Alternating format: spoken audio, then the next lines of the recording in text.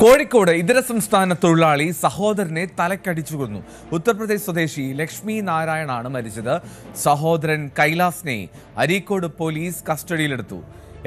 എരഞ്ഞിമാവിനടുത്ത് ഇന്നലെ രാത്രിയോടെ രണ്ടുപേരും തമ്മിലുണ്ടായ തർക്കമാണ് കൊലപാതകത്തിൽ കലാശിച്ചത്.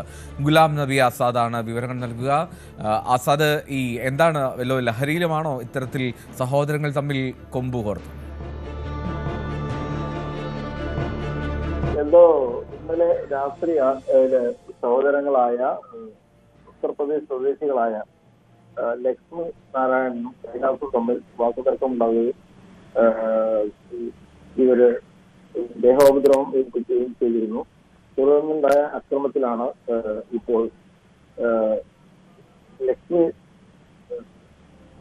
നാരായണൻ മരിച്ചിരിക്കുന്നത്. ഇവർ കോഴിക്കോട് മലപ്പുറം ജില്ലാതിർത്തിയായ എരഞ്ഞിമാവിലാണ് താമസം.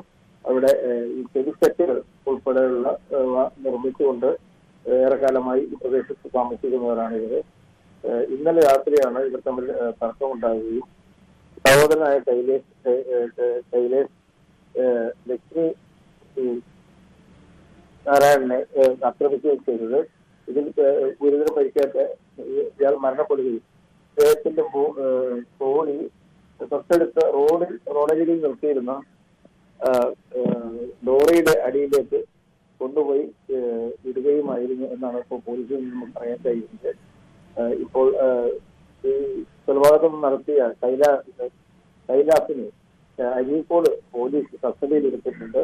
കൂടുതൽ വിവരങ്ങൾ ചോദിച്ചു വരികയാണ്.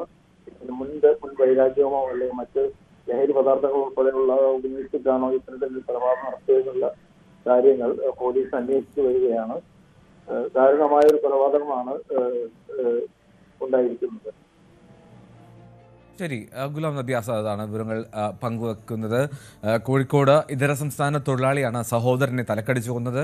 ഉത്തർപ്രദേശ് സ്വദേശികളാണ് രണ്ടുപേരും. ലക്ഷ്മി നാരായണൻ എന്ന സഹോദരനെയാണ് മറ്റൊരു സഹോദരൻ കൈലാസ് തലക്കടിച്ചു കൊന്നത്. അരീക്കോട് പോലീസിന്റെ കസ്റ്റഡിയിലാണ് നിലവിലുള്ളത്. എരഞ്ഞിമാവിനടുത്ത് അവിടെ രാത്രിയാണ് സംഭവം ഉണ്ടായത്. അവിടെ ഒരു സിമന്റ് നിർമ്മാണം നടത്തുന്ന ഒരു സ്ഥാപനത്തിൽ ജോലി ചെയ്ത് അത്തരത്തിൽ പ്രവർത്തിക്കുന്നവരാണ് രണ്ടുപേരും എന്നാണ്, സിമന്റ് ചട്ടികൾ നിർമ്മിക്കുന്ന സ്ഥാപനത്തിലെ തൊഴിലാളികളാണെന്നാണ് മനസ്സിലാക്കുന്നത്. എന്നാലും രണ്ടുപേർ തമ്മിലുണ്ടായ തർക്കം സഹോദരനെ കൊല്ലുന്ന സാഹചര്യത്തിലേക്ക് എത്തി. കൂടുതൽ വാർത്തകൾക്ക് news 18 Keralam YouTube channel subscribe ചെയ്യുക.